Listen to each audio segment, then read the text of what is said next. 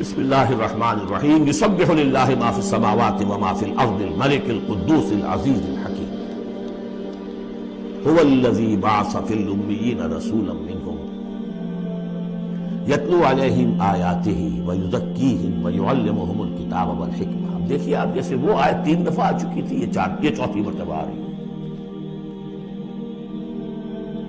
وہ بنیادی طریقہ کار کیا تھا؟ قرآن کی تلاوت۔ قرآن اس مقناطیس کے مانند تھا کہ جس کے اندر جس کی روح بیدار ہے اس کو کھینچ لے گا۔ یہ ہے آپ کا آلہ دعوت۔ اب آپ کے پاس وہ آ گئے یہ سلیم الفطرت، کسی درجے میں سلام، جن کی زیادہ سلیم الفطرت اور زیادہ جو ہے وہ فوراً آ گئے۔ کچھ کو تھوڑا سا وقت لگا، پھر کچھ اور وقت لگا، کچھ اور وقت لگا، تو 12 برس میں مکے کی جو ہے وہ ہانڈی کے اندر پوری طرح بلو کر نکال دیا۔ اور جو نکالا پھر ان کی تربیت، ان کی تعلیم اسی کتاب سے، حکمت قرآن پر بیس کر رہا ہے سارا پروسیس۔ تربیت بھی قرآن سے، تزکیہ بھی قرآن سے، دعوت بھی قرآن سے، تذکیر بھی قرآن سے، تبشیر بھی قرآن سے، انذار بھی قرآن سے۔ تذکیر، انذار، تبشیر، اس سے دعوت ہو گئی، اور شفاء لما فی الصدور، دل کے اندر کے جو روگ ہے ان کا علاج۔ یہ دل کا روگ ہے کیا؟ دنیا کی محبت، اللہ لا کر سکتا، مال کی محبت، اولاد کی محبت، سب کیا ہے؟ ہاتھی کے پاؤں میں سب کے پاؤں دنیا کی محبت۔ یہ قرآن نکال دیتا ہے۔ هو الذی بعث فی الامیین رسولا منہم، وہی ہے جس نے بھیجا، اٹھایا امیین میں سے ایک رسول، انہی میں سے۔ یتلو علیہم آیاتہ، ان کو پڑھ کر سناتا ہے اللہ کی آیات۔ یہ وہ مقناطیس۔ وَيُعَلِّمُهُمُ الْكِتَابَ وَالْحِكْمَةَ، ان کو تعلیم دے رہا ہے کتاب اور حکمت کی۔ وَيُزَكِّيهِمْ وَيُعَلِّمُهُمُ الْكِتَابَ وَالْحِكْمَةَ، تزکیہ کرتا ہے۔ تلاوت آیات کے ذریعے سے غلط نظریات ختم ہوئے، غلط نظریات ختم ہوئے۔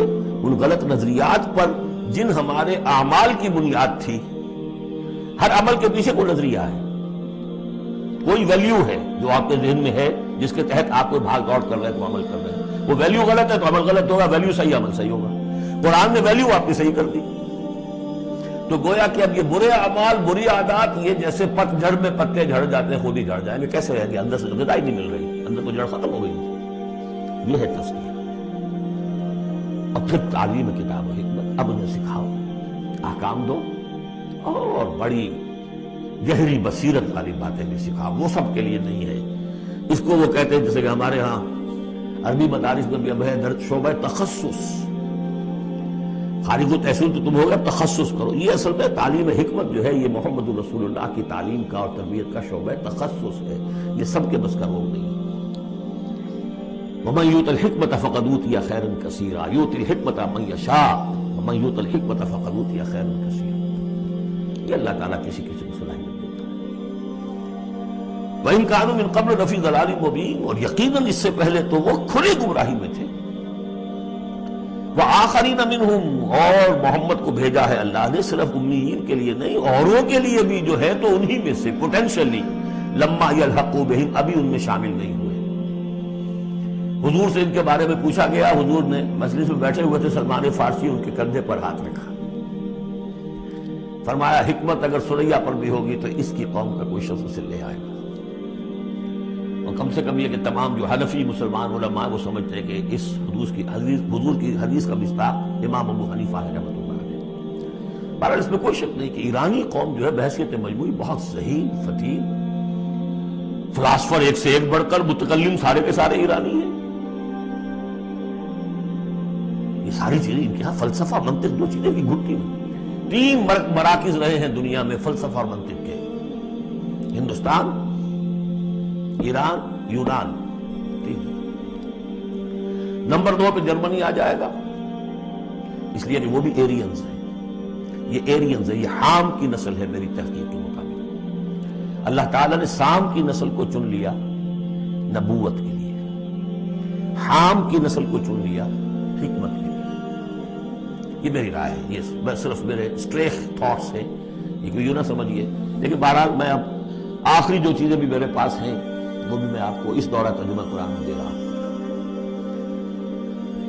وآخرین منہم لما یلحقوا بہم، میرے نزدیک اس آیت کی صحیح تعبیر کیا ہے کہ ایک نیوکلیس، جیسے کہ اسٹرکچر آف ایٹم ہے، ایک نیوکلیس ہے، اس میں پروٹونز ہوتے ہیں، اور بھی بڑی بلائیں ہوتی ہیں، اب تو ایک سے ایک نکلی آ رہی ہیں۔ جب ہم نے فزکس پڑھی تھی تب یہ تھا کہ ایک نیوکلیس ہے، اس میں پروٹونز ہیں، پازیٹیو چارج ہے، اور پھر یہ ادھر جو ہے وہ اب الیکٹرانز چل رہے ہیں دائرے میں، بڑا ایٹم جو ہے وہ بہت سے دائروں میں۔ تو نیوکلیس اس امت کا امیین بنو اسماعیل اور ان کے تابع اہل عرب مشرکین، یہ نیوکلیس۔ پھر سب سے پہلے ایرانی آ گئے، پہلا جو ہے نیوٹرون الیکٹران ایرانیوں کا ہے۔ پھر رومی آ گئے، کچھ آ گئے، ادھر سے کچھ قبطی آ گئے ایجپشنز، ادھر سے آگے آپ بڑھے تو ہندی آ گئے، سندھی آ گئے، پہلے سندھی آئے پھر ہندی آئے، یہ سب ہیں اب مختلف دائرے، یہ بڑھتا جا رہا ہے۔ لیکن نیوکلیس امیین اور باقی سب آخرین۔ امیین میں سے چونکہ خود حضور تھے لہذا ان پر اتمام حجت آخری درجے میں ہو گئی، لہذا ان کے لیے کوئی رعایت نہیں تھی، اگر ایمان نہیں لائیں گے تو قتل کر دیا جائے۔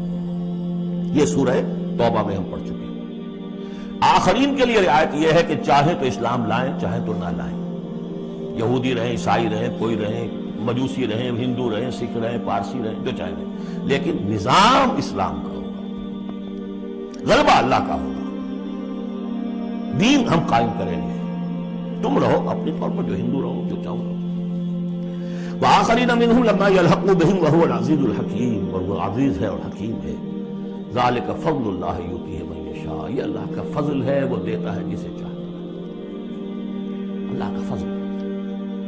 اس فضل کے بڑے درجے ہیں۔ سورہ بنی اسرائیل میں آیت پڑھی، ان فضلہ کان علیک کبیرا، حضور سے خطاب ہے، سب سے بڑا فضل، سب سے بڑا فضل، سب سے بڑا فضل اس پوری کائنات میں محمد رسول اللہ پر۔ اگرچہ ان کا فضل کس طور سے ہوا ہے وہ آپ دیکھ لیجیے، ماریں پڑی ہیں، پتھراؤ ہوا ہے، خون کے دھارے چھوٹے ہیں۔ اللہ کا فضل جو ہے دنیا میں وہ ناز و نعم نہیں ہے، عیش نہیں ہے، آرام نہیں ہے۔ جس میں سب سے بڑا فضل تھا اسے یتیم پیدا کیا، پوستھیومس، پیدا بھی ہوا باپ کی فوت ہونے کے بعد، بالکل مفلس برداش۔ وہ تو مادائی حلیمہ کو کوئی اور بچہ ملا نہیں تھا، تو قرۂ فال بنا میں من دیوانہ زدن ہو گیا معاملہ، ورنہ لوگ چاہتے تھے اچھے کھاتے پیتے گھرانوں کے بچے لیتے تھے، یتیم کو کون لے جائے گا؟ لیکن وہ یتیم پھر کیا بنا، در یتیم۔ ووجدک ضالا فہدی ووجدک عائلا فاغنی الم یجدک یتیما فآوی۔ پھر جو کچھ ہوا ہے سخت، آپ کا جو نوجوانی کا دور ہے، سخت مشقت مزدوری۔ آپ کہتے ہیں میں قریش کی بھیڑیں بکریاں چند ٹکوں کی مزدوری پر چلایا کرتا تھا، فراریت، درہم و دینار نہیں، قرادیت، ٹکے کیسے؟ بہرحال یہ دنیا کا معاملہ۔ اور فرمایا وآخرین منہم لما یلحقوا بہم وہو العزیز الحکیم، ذالک فضل اللہ، یہ میں بیان کر رہا تھا، فضل کبیر بلکہ فضل اکبر ہوا حضور پر۔ پھر جو بھی محمد کے دامن سے وابستہ ہو گیا، بہت بڑا فضل ہے۔ چاہے اللہ نے ہمیں پیدائشی طور پر یہ فضل دے دیا ہے، ہم اس فضیلت کا قدر نہ کریں اور وہ پھر راندہ درگاہ حق ہو جائے، وہ دوسری بات ہے، اللہ نے تو دیا۔ بل اللہ یمن علیکم ان ہداکم للایمان، تمہیں اس راستے پر ڈال دیا ہے اللہ کے بندو، تمہیں پیدا کیا وہاں جہاں تم نے پیدا ہوتے کال میں اذان سنی اور دوسرے کال میں اقامت سنی، اس سے بڑا فضل کیا ہوگا؟ لیکن تم نے اس کی ناقدری کی تو یہ دوسرا بات ہے۔ ذالک فضل اللہ یؤتیہ من یشاء واللہ ذو الفضل العظیم، اللہ بڑے فضل والا